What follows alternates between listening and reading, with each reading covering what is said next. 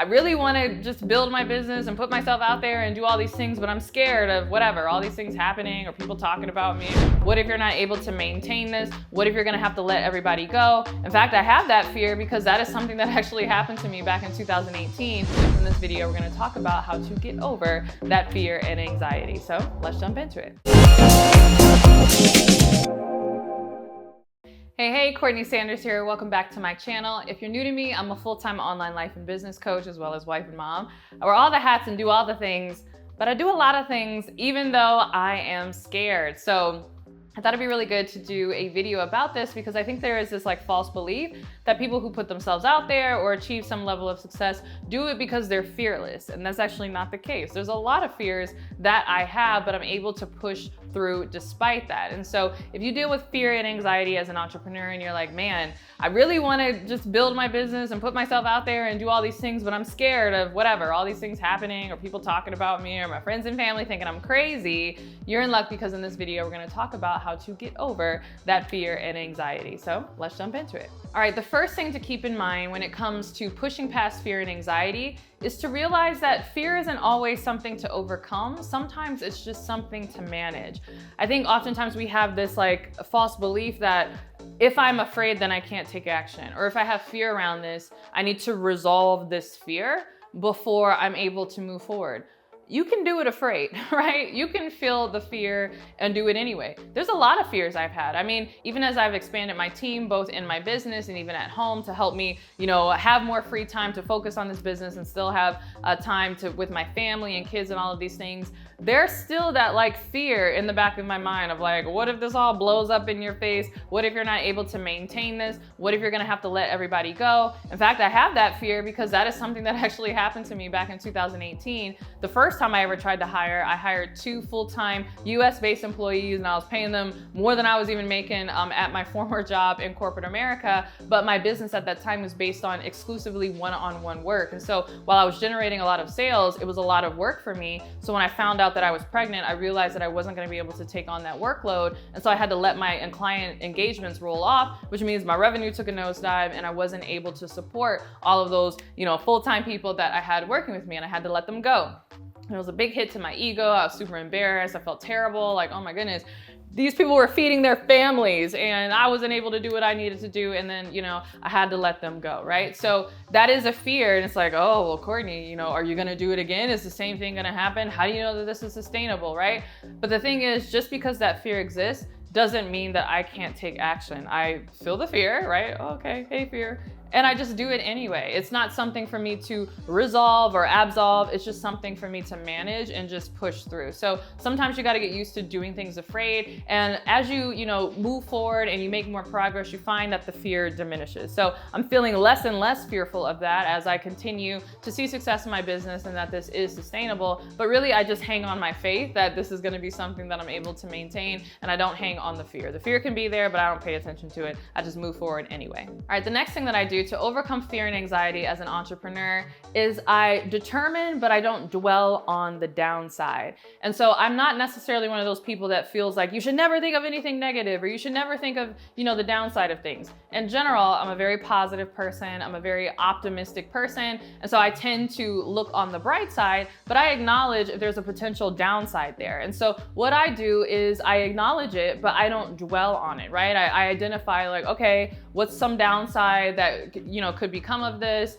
The fear that I have, is it valid in any way? What's the chances, right? What's the probability that this could come to pass? Is there something that I could do? Again, I acknowledge it, but I don't dwell on it. And I find that that keeps people from moving forward because if there's any risk that's present or any potential downside in their business, oh, what if my boss finds out, or what if this or whatever? Again, they're not determining the downside, they're dwelling on it, and it keeps them from moving forward and taking the action that they need to take. So, do your due diligence, acknowledge it, determine what that downside is, but don't dwell on it. Decide that you are going to be successful and that you are going to move forward in faith towards your goals. All right, the next thing that I do, and I kind of do this in tandem when I am determining but not dwelling on the downside, is I focus on being proactive instead of being a procrastinator, right? So many people think that they are being proactive because they're like, oh, I did my due diligence and I know that there's this downside if I take this step or I move forward in my business. but then they just never do anything about it. They just procrastinate. And if you're like, hey, well, have you taken action yet? Why haven't you moved forward? Oh, yeah, but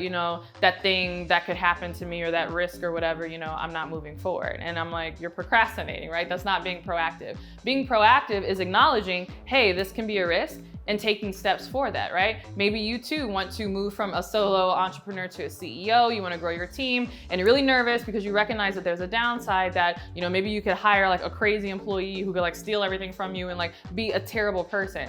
Instead of dwelling on that downside and just saying, well, I'm not gonna hire anybody because I'm fearful of that risk. Again, determine what that downside is and then simply be proactive about it. Are there protocols and processes and procedures that you can set up in your business that will likely limit the likelihood of that happening from your employee? Are there different non-disclosure agreements and different things that you can have them sign? Like, what proactively can you do to mitigate that fear instead of being obsessed about it? So make sure that you're being proactive and not being a procrastinator about your fears. All right, I have more where that came from, but first I want to hear from you. What's one fear that you have when it comes to either starting or growing your business? Share in the comments below. All right, the next thing that I do in order to overcome fear and anxiety in my business is I practice mental discipline. I literally practice this. And what I mean by mental discipline is oftentimes because we feel a certain way, we don't take action, not realizing that the feelings have nothing to do with you physically being able to take action, right? If I feel tired, if I feel hungry, if I feel unmotivated, if I feel scared, that has nothing to do with me physically showing up and recording these videos or sending that email or jumping on that sales call. Like, you can be scared that you're not gonna make any sales this month and still take the sales call, right? And I say that because so many people have feelings and fears, right? Oh, I feel this kind of way. And because they feel a certain kind of way about something, they don't take action, even though the feeling is just a feeling. Like, you can feel scared and still do what you got to do, right? Take your sales calls and send the emails and do all of these things. And so it sounds like ridiculous, but think about all the action that you physically have not taken because you're scared, and you'll realize that it's not so ridiculous. And so part of how I train myself to feel the fear and do it anyway is I practice mental discipline in other arenas. One of my favorite ways to do this is on my Peloton, yes. So I often will ride my Peloton early in the morning, I'll work out, and I hate it when the instructors are like, crank up the resistance, right? And I recognize that a feeling comes up as I'm like already tired and I'm ready for this workout to be over, and the instructor is like, turn the resistance up by 3 notches, and I'm like, right? There's this feeling of like, I don't wanna do it, I'm already working too hard, I'm tired, my legs burn, like, I don't wanna do it, right? That's an opportunity for me to practice mental discipline where, you know what, I am gonna do something precisely because I don't feel like doing it. I'm gonna do something precisely because I'm fearful that I'm gonna be super out of breath and that there's no way that I'm gonna make it through the workout. And so I find that doing that first thing in the morning and, practicing in these different arenas, practicing something that I don't wanna do, gives me the mental discipline so that when I am in a situation when I'm feeling fearful or whatever, I already have that muscle memory of taking action anyway, keeping my feet moving forward, even though I'm feeling nervous or scared or anxious, because it's something that I have built up. So make sure that you practice that mental discipline. All right, the next thing that I do to overcome fear and anxiety as an entrepreneur is I trust that the process prepares you. And this is something that I have learned in my own process to, business success and life success and what have you. I've realized that many of the things that I am fearful of, I'm only fearful of because I don't yet have the tools to be able to manage that. But I trust that if I put one foot in front of the other and do what I am supposed to do, that process will give me the tools that I need to be able to manage that thing in the future. Again, going back to the fear that I talked about previously in terms of, managing a bunch of employees and time and all these things, there's a lot of, fears that you can have around growing a team and having staff. But I'm learning that as my business continues to grow and I just put one foot in front of the other and I just take the next right action, the things that I need to do in order to handle things that previously were overwhelming to me are now obvious, right? And it's not this big thing. When I was first getting started and I wasn't there, I'm down here and the mountaintop is way up there, I'm like, oh my goodness, it's so far, there's no way, like, I'm so scared, whatever. But as I make progress towards that, it's like I'm learning things and I'm picking things up where I'm like, oh,